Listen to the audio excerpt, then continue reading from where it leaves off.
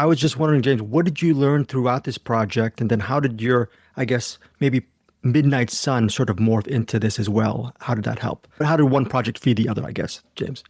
I think it was just a natural next step to just see everything because the audiobook is just audio, and I kept hearing people wanted to see what Big Bob looked like and what Kyanna looked like and, just kind of see the players, what Paul Buckle looked like. So I think just visually seeing everybody and Alaska itself, I think it just was the next natural next step.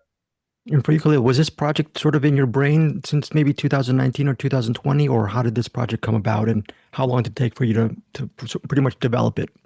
Yeah, I came in a little later. James had made Midnight Sun and he was developing it. And he and the production company were looking for someone to come in and help direct it. And they reached out to me and I listened to Midnight Sun. I was blown away. If you haven't heard the audiobook, it's quite stunning. It's brilliantly told and I was in, I'm from Alaska myself. I'm Tlingit, so I'm from a different tribe than James, but I know Alaska well, and I know being from there, being born and raised in Juneau, Alaska, I know, I think they were looking for, someone who knew a lot of the kind of, there's a different feeling in Alaska and just different customs and everything. So we wanted to kind of bring that out in the film. So that's how I got involved.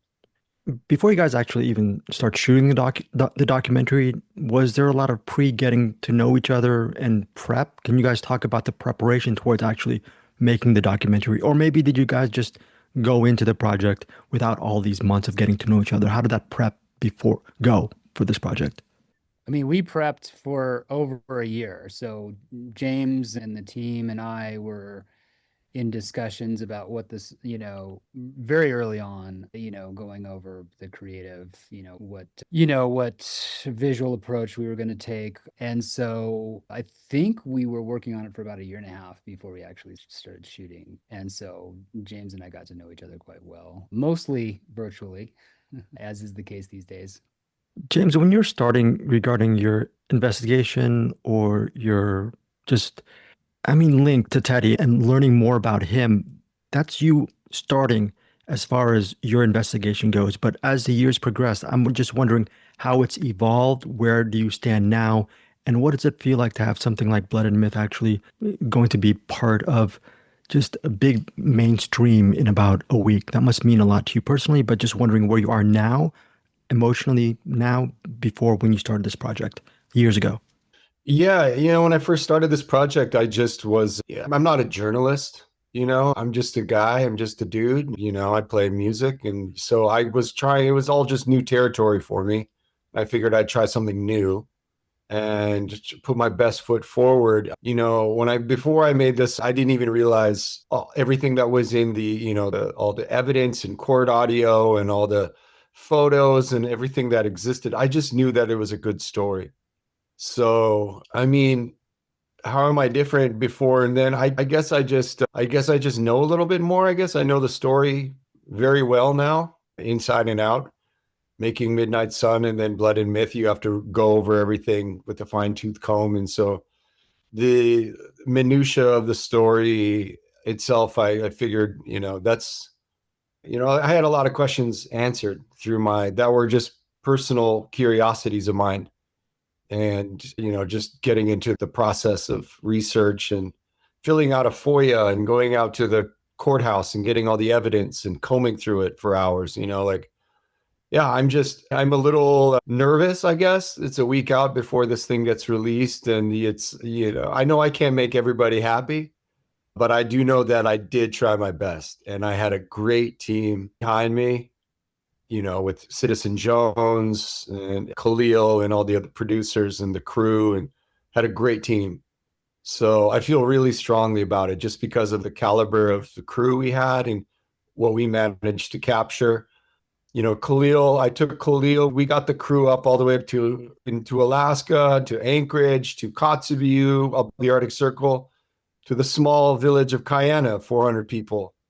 And then from there, we went even farther out into the wilderness, took them on this boat ride to this remote cabin. So the crew got to see Alaska really in the fall when, the same time of year the story happened. So I'm stoked that a lot of the shots were filmed up here. James, you mentioned the word stoked. How stoked are you just when you got to see the final cut of Blood and Myth? Were you blown away? Because it's a really well done documentary. Just want to put you on the spot. So I got really nervous. Actually, that was my first reaction. I got really nervous because I'm a pretty private person. And with this documentary, I'm talking about some pretty personal things, confronting demons type stuff. And so for that portion, I figured I'm a little nervous to actually, share that part of myself. Feel pretty vulnerable about it. But as far as the production of the doc and how different it is, it's not just a true crime doc. It's extremely proud of it. We managed to do something I don't think I haven't really seen before, where it's Native people telling their own stories, and it's indigenous true crime told through an indigenous lens. So you get an inside view of this world and this culture that's normally kind of closed off. But yeah, very blown away that there's going to be billboards in LA with for Blood and Myth, and that honestly blew me away the most. It doesn't really happen to people where I'm from, this kind of stuff. So I'm really grateful and really blown away with that. yeah, and I guess that's an obvious question to you. You saw this as more than a true crime doc, and me as the viewer, it felt like a very human story, and I think that's what makes it work. It's an exploration of this person through this investigation. How did you see it from big picture? Because, like James said, this is more than just a true crime doc. It has so many different layers. Yeah, I mean, I'm a big true crime consumer of true crime, and so I it's been done. And so immediately just in listening to the audiobook, that the audiobook takes a first person perspective, and you really along on this journey with James, and you're seeing it through his eyes. You're seeing the story, and it becomes an evolution of someone who, in the process of learning this story and learning about what happened with Teddy, he becomes a storyteller. He's the great grandson of the last great Inupiaq storyteller, but had never really, really taken on the mantle. And so that's what was so great about the audiobook, was that personal journey of James' self-discovery and reconnecting with his identity. But in the audiobook, there were some things that he wasn't able to do. And so, the audiobook and the documentary are, at the heart of it, it's the same story, but they're very different actually. Like the documentary, so you can kind of enjoy both, right? If you watch the documentary, you can go back and listen to the audiobook and you'll probably get a lot out of it, and vice versa. So the documentary is more of an evolution of the audiobook, and it's an evolution of James, and it's kind of James taking the next step. And we interview people that he wasn't able to interview in the audiobook, for example. The big one being, of course, Teddy. But Teddy's sister, we interviewed a bunch of people that he wasn't able to connect with in the audio. So, I really see it as like this kind of personal journey of James that's then our excuse to tell this other story of Teddy, right? This true crime story.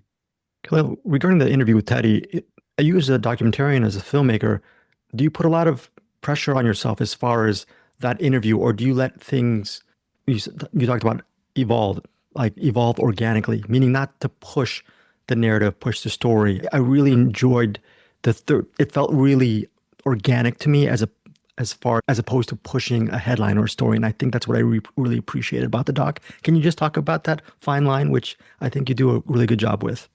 Well, just regarding the Teddy interview, the pressure was sort of off me for that one because James did the interview, right?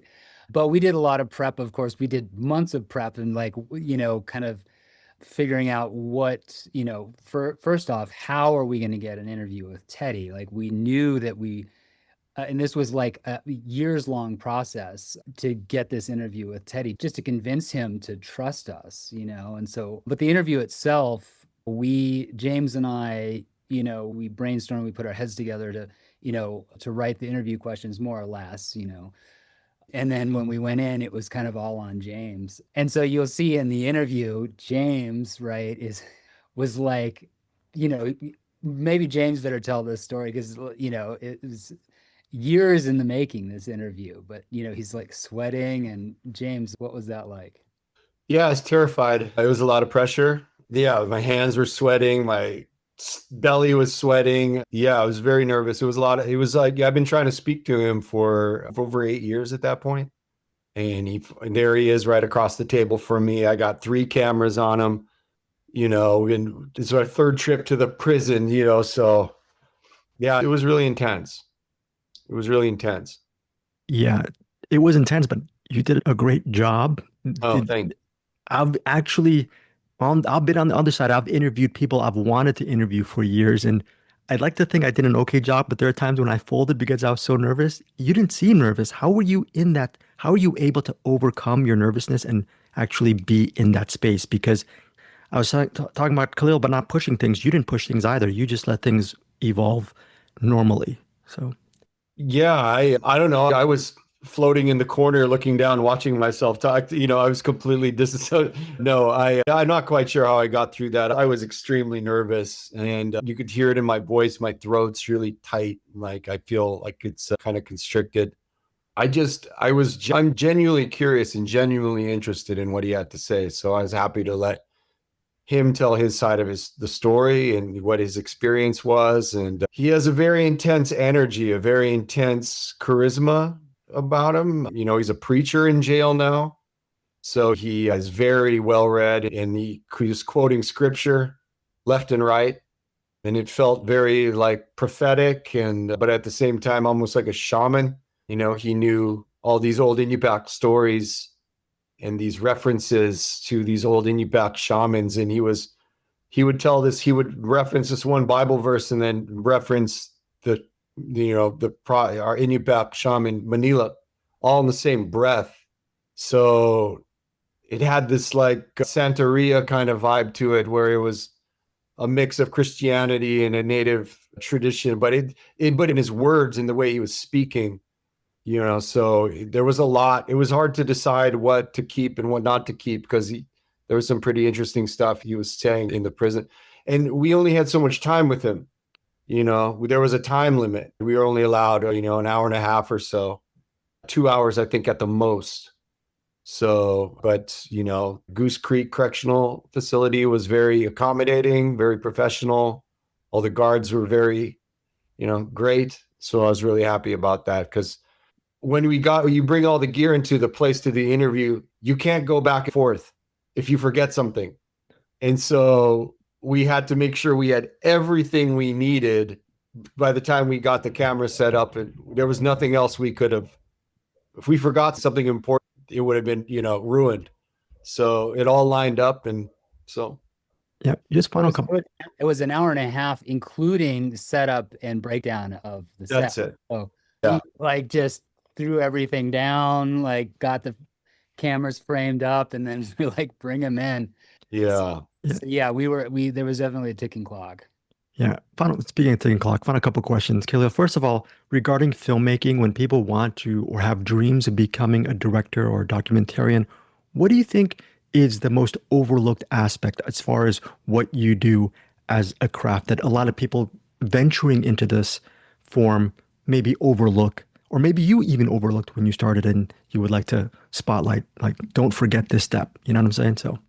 Yeah, there's the kind of the craft of it, and learning the technical side, and even learning, interview techniques and all of these things, the craft that you can learn. And I think for me, what separates, the good filmmakers from the great filmmakers, and something that I try to do myself is what unique perspective am I bringing to the story specifically? And what is a filmmaker? What is a director? What is their point of view? Which is the big thing that separates documentary from journalism, right? Is that specific point of view. And so that's kind of the first thing that I do when I come to a project is, what can I bring with my perspective that is unique to me and makes this, closer to, a work of art. Most people don't think of true crime as art, but I think that's for me the most important element. And I'm not always successful with, there's a lot of taking risks and things like that when you kind of decide what perspective you're going to bring to a project. James Kahlil was talking about you as a storyteller, and you came from a long line of generational storytellers.